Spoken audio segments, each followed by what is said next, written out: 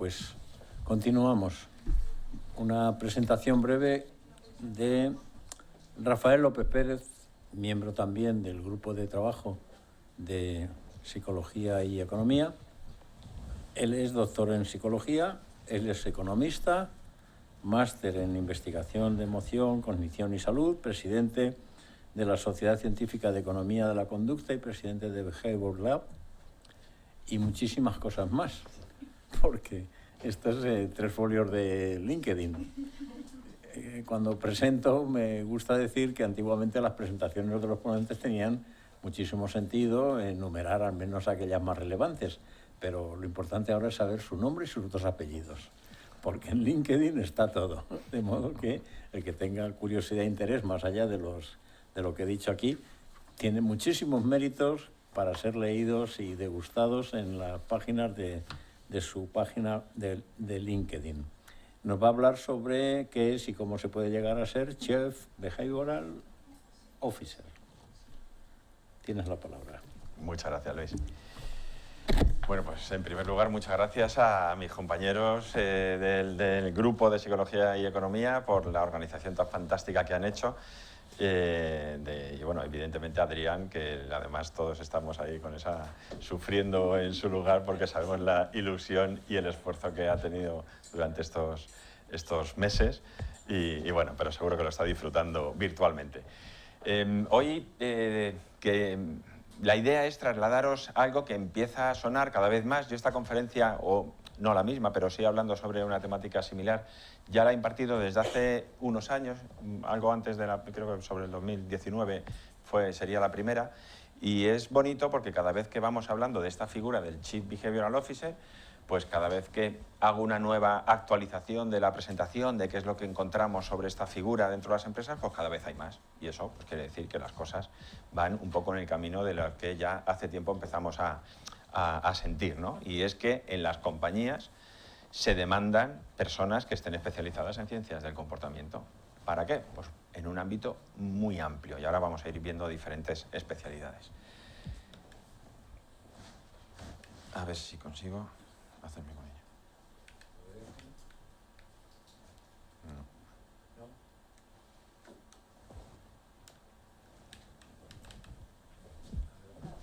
Si no le doy con... No, bueno, teóricamente es aquí. Y esto. La cosa es que... Ah, no, pero a ver si va a ser por... Sí, por eso. Es que yo creo que es... Mira, es que tampoco va con la tecla. Tampoco. No. Si es que igual está con... No, es que... Mira, ves, aunque le des con el teclado, es que debe estar puesto el zoom o algo y se ha quedado ahí. Igual si lo abre... Se ha quedado un poquito frito, yo creo. Ahora. A ver, si puedes... dejar. Ahora. Listo, gracias. Bien, pues entonces, un poco un repaso de lo que vamos a hacer bastante rápido. No voy a ir deteniéndome mucho. La presentación la compartiremos también, o la puedo enviar aquí en la ADC. De ahí un poco más extensa, pero va a haber algunas diapositivas que voy a pasar rápido por ir un poco al grano. ¿Qué es un Chief Behavioral Officer? ¿Cómo puede ayudar un Chief Behavioral Officer en una empresa? ¿Cuáles son las competencias que tienen estas personas dentro de las empresas? Las especializaciones y en qué punto estamos hoy con la figura del Chief Behavioral Officer. Antes de comenzar, a mí me gustaría hacer una pequeña introducción, ¿no? Ya hemos hablado mucho de psicología y economía, psicología económica, economía de la conducta, pero a mí siempre me gusta empezar con esa visión, volcar o mirar hacia la psicología evolucionista, hacia nuestra evolución, y entender que muchas de las cosas que estudiamos en psicología y economía o economía de la conducta son fruto de nuestra propia evolución. ¿Por qué? Porque nuestro cerebro, en cierto modo, se ha ido componiendo a lo largo de esa evolución, pues con una serie de capas, ¿no? Como si fuese una cebolla. Y esto ha ido unido al desarrollo del cráneo de los homínidos.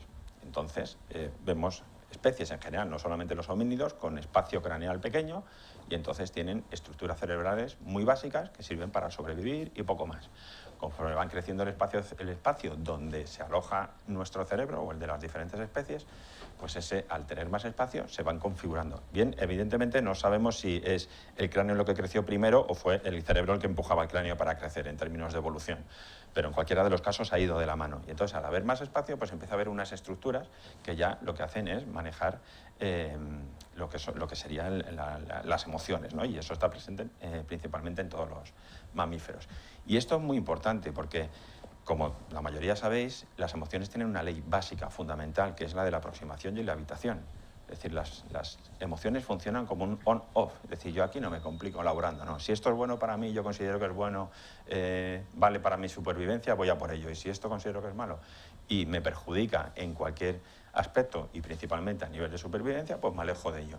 Y esto es automático. Y a lo largo de un montón de millones de años se ha ido configurando ese mecanismo hasta ser un mecanismo perfecto en términos de evolución y de supervivencia, ¿de acuerdo? No en términos posiblemente de precisión.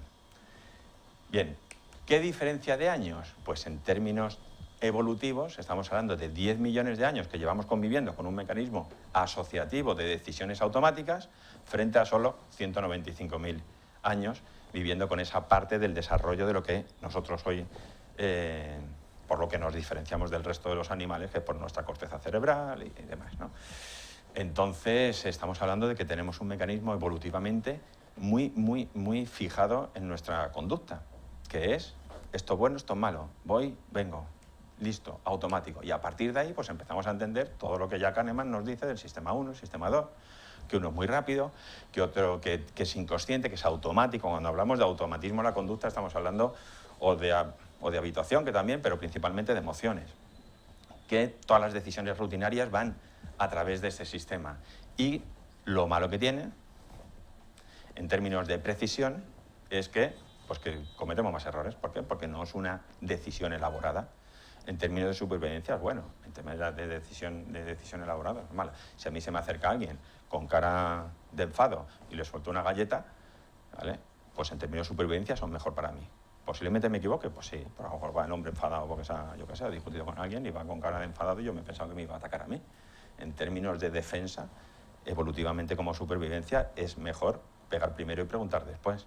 Pero evidentemente eso no es una conducta por la que los humanos nos deberíamos diferenciar. Nos deberemos diferenciar por lo otro. Es decir, primero preguntamos y después, si hay que hacer algo se hace, si no, no. Pero eso es duro, porque eso lo hacemos con el sistema 2, que es lento, que es consciente, que requiere esfuerzo, que son decisiones complejas, y ahí sí es más preciso, pero eso nos cansa un poco. Entonces, ¿qué hacemos? Que nos conducimos por algo que evolutivamente lleva toda la vida con nosotros, lleva toda la vida muchos millones de años, y que además consume menos energía. Entonces, esto es un elemento fundamental para que el Behavioral Officer o el Chief Behavioral Officer lo entienda y lo incorpore en las organizaciones, porque al final está en la base, no sé, problemas de ciberseguridad. Los problemas de ciberseguridad vienen en un porcentaje muy elevado por la conducta humana. Y es porque somos vagos. ¿Y por qué? Pues vamos a la ley de mínimo esfuerzo. Y yo tener que memorizar 200 contraseñas, pues aparte que no podría, si pudiese, porque tengo muy buena memoria, tampoco lo haría. Entonces, ¿qué acabo? Pues lo acabo apuntando en no sé dónde o poniendo la misma en todos sitios. Cuando pongo la misma en todos los sitios, si me hackean un sitio con poca seguridad y van y la meten en uno con buena, pues ahí ya están utilizando. Es decir, al final eso es un problema de cómo funciona el ser humano y cómo funciona nuestro cerebro en la realidad. Entonces nos podemos pensar que somos hiper mega racionales y que todo lo analizamos perfectamente y tomamos decisiones totalmente meditadas, pero eso no es verdad. Por lo menos no es verdad en la mayoría de las ocasiones.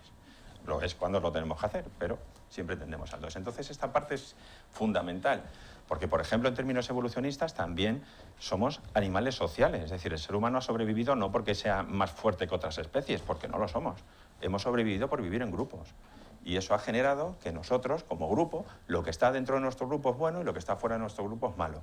Y eso es, durante millones y millones y millones de años ha funcionado. Y entonces, por mucho que queramos, cuando yo veo a alguien que no es de mi grupo, pues no es de mi grupo.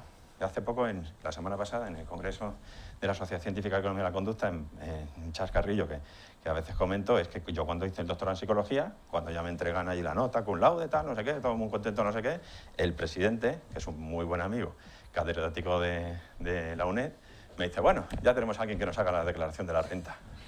Hostia, macho, vale, soy economista, tío, pero llevo 4 años partiéndome la cabeza para sacar un doctorado en psicología. Tampoco es para tanto, ¿no? Entonces eso ya te deja claro. Bueno, le vamos a dejar estar, pero no es de los nuestros. Y al revés es igual. Y entonces esto al final es una pelea entre grupos, en psicólogos, pero luego dentro de la psicología, el psicólogo social con el de la emoción. Y dentro de no sé qué, es decir, al final hacemos grupos.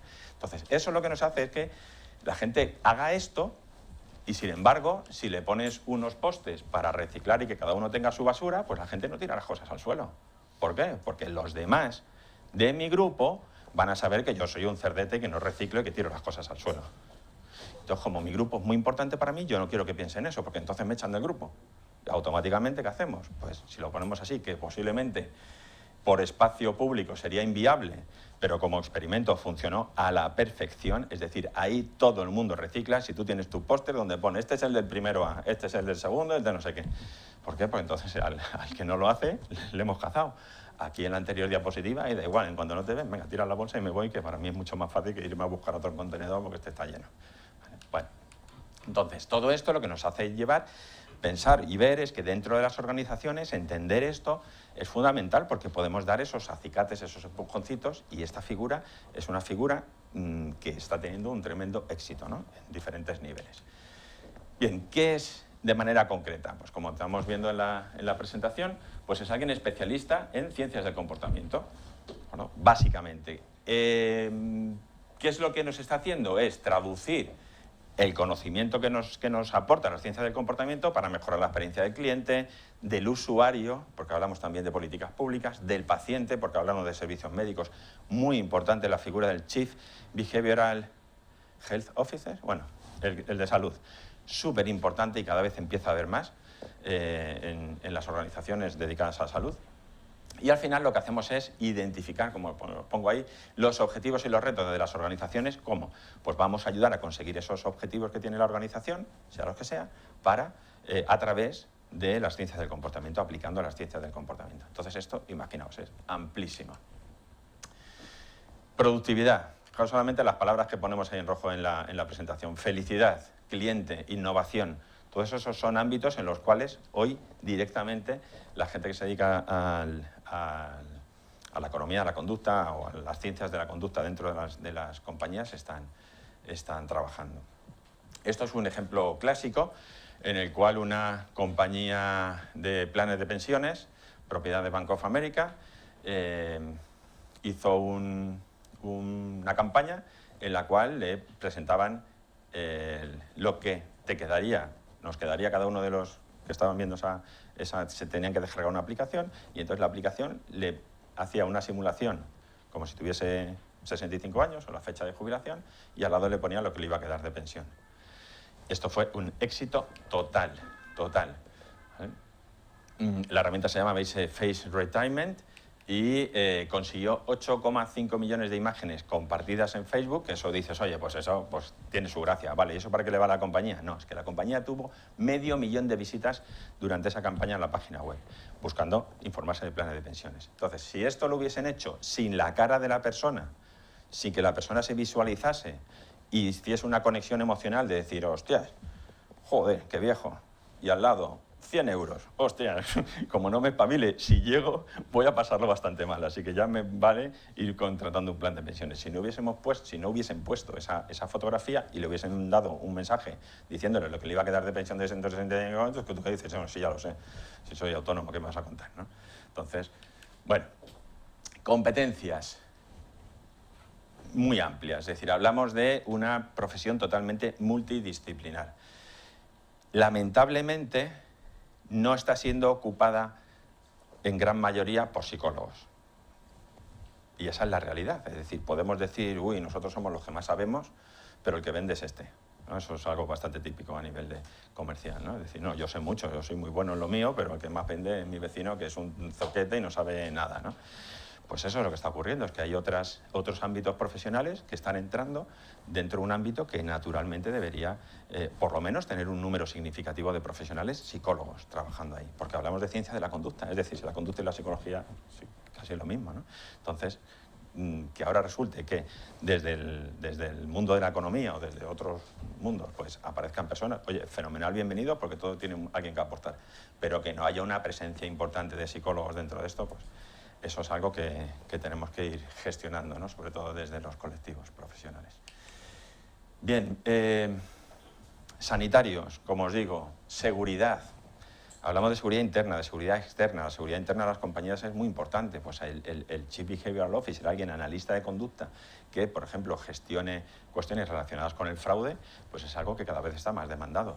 A nivel de seguridad pública, pues igual, ¿no? Es decir, hablamos de analistas de conducta criminal, de perfiladores criminales, etc. A nivel de especializaciones, como os digo, hay muchísimas. Las que están más claras y donde realmente está habiendo presencia es en recursos humanos, en gestión de equipos, evidentemente. Cada vez hay más directivos que se preocupan en todo lo que es el ámbito de la ciencia del comportamiento para gestionar mejor sus equipos. Evidentemente, la estrella es la conducta del consumidor, es decir, cómo vamos a hacer para ayudar al consumidor a que, pues, dentro de unos parámetros éticos, consuma productos más beneficiosos para él y además consuma más porque somos una compañía y tenemos que vender. Bueno, al final ya sabéis que la línea de la ética aquí es bastante fina. Como escuché hace unos días a un compañero que muchos conocéis, que se llama Isaac López, autor del libro Naranjita, que no sé a quién le ha tocado. Fantástico el libro. Es decir, que como el conocimiento al peso no se puede medir, es pequeño, pero te va a gustar muchísimo. Bueno, pues él decía, el conocimiento no es bueno ni es malo. Lo que es malo es la aplicación que se hace del conocimiento. Entonces, desde el área de las ciencias del comportamiento, tenemos que nutrirnos de cualquier área del conocimiento y eso por sí no es malo. ¿La inteligencia artificial es buena o es mala? No, depende de la aplicación que hagas. El análisis de los nudge o utilizar nudge para movilizar una conducta es bueno o es malo, pues depende. Si el foco lo tienes en el beneficio de la persona y le das libertad para que realmente luego elija, o lo estás manipulando y al final le estás obligando a comprar, bueno, obligando, en cierto modo, influyéndole para que consuman. Entonces, bueno o malo no hay nada. Por eso os digo que hay infinidad de campos súper interesantes. En fraude, en el sanitario. Bueno, en el sanitario tenemos ahora un ejemplo. Entonces, lo importante es ver, oye, esto sí, esto está muy bonito, Chief Behavioral Officer, me vienes aquí con unos nombres en inglés, que no sé qué, y esto, vale. ¿Hoy se está contratando gente en este sentido? Pues vamos a verlo. De entrada, si buscamos en Google, tenemos 47 millones de resultados. Y veis que los principales van todos directamente a conocer qué es esto. Hay mucho interés en saber qué es esto del Chief Behavioral Officer. Y esto es un vídeo que, no sé si nos... Sí. Bueno, que grabé ayer así rápidamente en LinkedIn y veis puestos de Chief Behavioral Officer.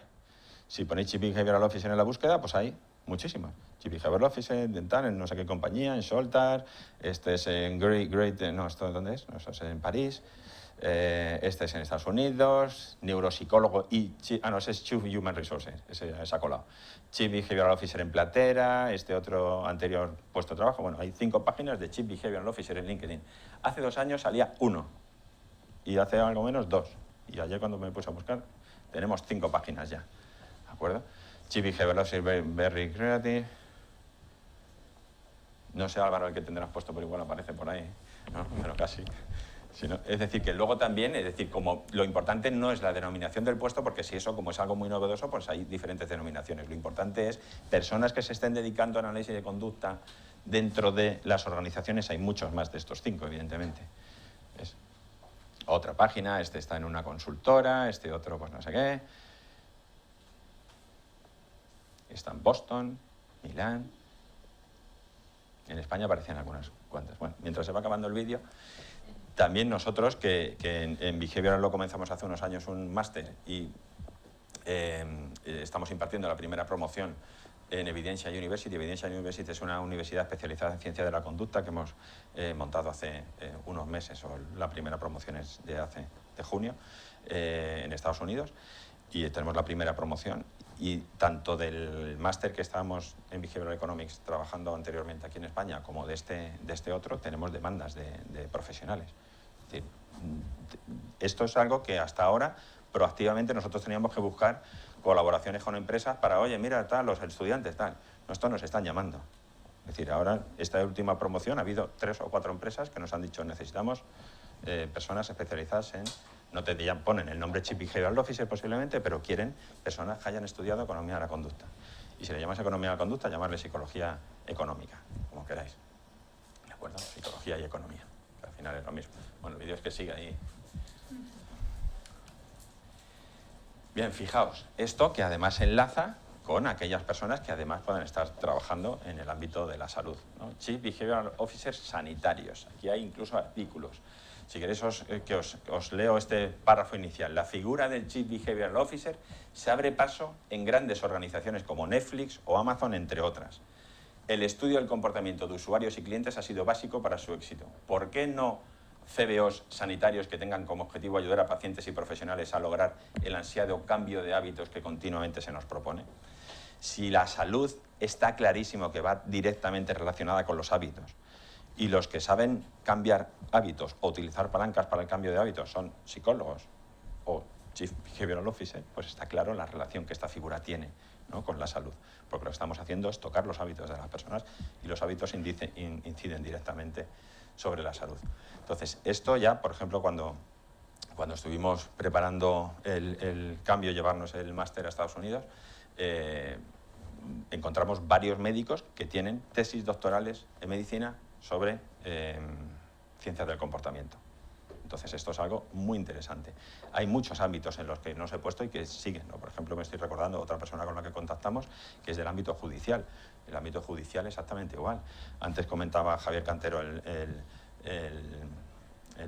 la investigación esta clásica de los jueces, de las decisiones de los jueces. Los jueces son personas, igual que todos, ¿no? Entonces, depende de cómo estén ese día, pues van a tomar una decisión o van a tomar otra, ¿no?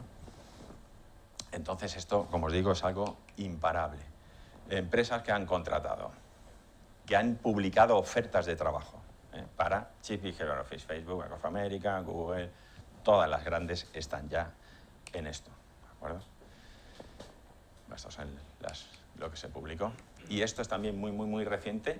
Economía conductual y psicología. Fijaos, la investigación académica en economía conductual y psicología ha producido una base de lecciones que cuando se combinan con la tecnología, y esto es una clave fundamental, sobre todo cuando hablemos qué tiene que hacer alguien para formarse como Chief Behavioral Officer, cuando lo combinas con tecnología, esto se dispara. ¿Por qué? Porque evidentemente analizar grandes datos te da una potencia de acción brutal. Y eso hoy en día está implantado y aquí vais a tener un gran maestro de ello hablando dentro de muy poquito de ello. Según este consultor, que es además un Chief Behavioral Officer, hizo un estudio sobre cuántas empresas están contratando Chief Behavioral Officer. Entre un 10 y un 20% de las que están en el Fortune 500 tienen a alguien en un nivel directivo que esté desarrollando la labor de un Chief Behavioral Officer, es decir, aplicando ciencias de la conducta en la gestión de la empresa. Esta está repetida. Bien, pues hay hasta un libro publicado que se vende en Amazon, está en alemán, con lo cual ahí me ha costado un poco más eso, pero el título está claro, ese no está en alemán. Chief Behavioral Officer, un libro publicado que pues, bueno, ha publicado una persona que se dedica a esto para explicar qué es esa figura que él ocupa dentro de una compañía. Con lo cual, es decir, esto es algo que ya va subiendo de manera paulatina. Entonces, ¿qué diferencia yo creo que he ido hasta bastante más rápido, si tenemos tiempo, si queréis, para algunas preguntas. ¿Qué diferencia hay entre tener un Chief Behavioral Officer o no tenerlo? Pues bueno, si no lo tenemos, pondríamos este cartel, ¿de acuerdo? Oiga, por favor, un poquito de educación. No orine o miccione fuera de la taza. Si contratamos a un Behavioral Officer, entonces hacemos esto y pegamos una mosca en esta. Ocurre. O sea, eso es irresistible. Entonces no te puedes resistir a apuntar a la mosca, con lo cual estás consiguiendo la conducta adecuada. Pero esto es con un Behavioral Officer, porque si tienes un Chief Behavioral Officer, lo que haces es esto. Y esto ya sí que es lo más. Imposible apuntar fuera con esto. Así que bueno, nada más. Muchas gracias.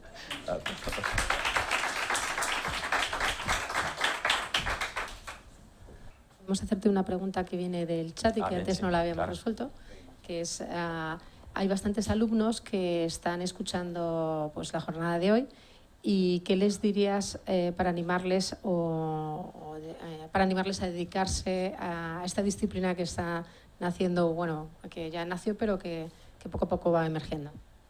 Pues nada, yo les diría que desde luego, no sé si dónde me están viendo, pero es fantástico, es decir, es súper divertido, es decir, es muy, muy divertido, sobre todo. A mí, claro, estás hablando de algo que me apasiona, ¿no? Entonces creo que es muy divertido y además puedes aunar lo que te apasiona, que es trabajar con la mente humana. Yo creo que a todos los que estamos aquí nos ocurre, es decir, el entender al ser humano, el entender cómo funciona nuestra mente y además unirlo a un ámbito en el cual de desarrollo profesional es importante y también hay que decir, no solo de pan vive el hombre, ¿no? Pues oye, los chief behavioral officers malos sueldos no suelen tener, ¿no? Entonces, pues tampoco, o por lo menos no estás en un buen nivel, ¿no? Depende de dónde te muevas o en qué compañía, evidentemente, pero sí es algo que puede ser un buen futuro profesional y al mismo tiempo pues estás haciendo algo que se mueve dentro del mundo de la psicología, que es lo que nos apasiona a todos. Entonces, y ya como recomendación, pues que sean muy multidisciplinares. Antes hablaba de datos porque pensaba además que tenía una diapositiva de esto en concreto, pero aprovecho la pregunta para comentarlo. Es fundamental, es decir, no es ser un analista de datos o ser un ingeniero informático, pero tienes que tener una mínima formación en datos. Hoy en día os diría que en casi todo. ¿Para qué? Pues para entender lo que te está diciendo el técnico y para tú saber también decirle al técnico lo que en un momento dado necesitas, ¿no? Si desconoces el ámbito no vas a saberlo. Entonces, algo de ciencia de datos para psicólogos o para lo que sea, en el cual tengas una aproximación, veas qué potencia tiene el análisis de datos, qué se puede hacer con ello, la relación que esto tiene también con inteligencia artificial, es decir, eso hay que conocerlo. Entonces, a los estudiantes no cerrarse muchas veces que nos quedamos exclusivamente en lo tradicional de la psicología. Hay que abrirse un poquito y estudiar también otras cosas que hay que van a ser necesarias para poder desarrollar el trabajo.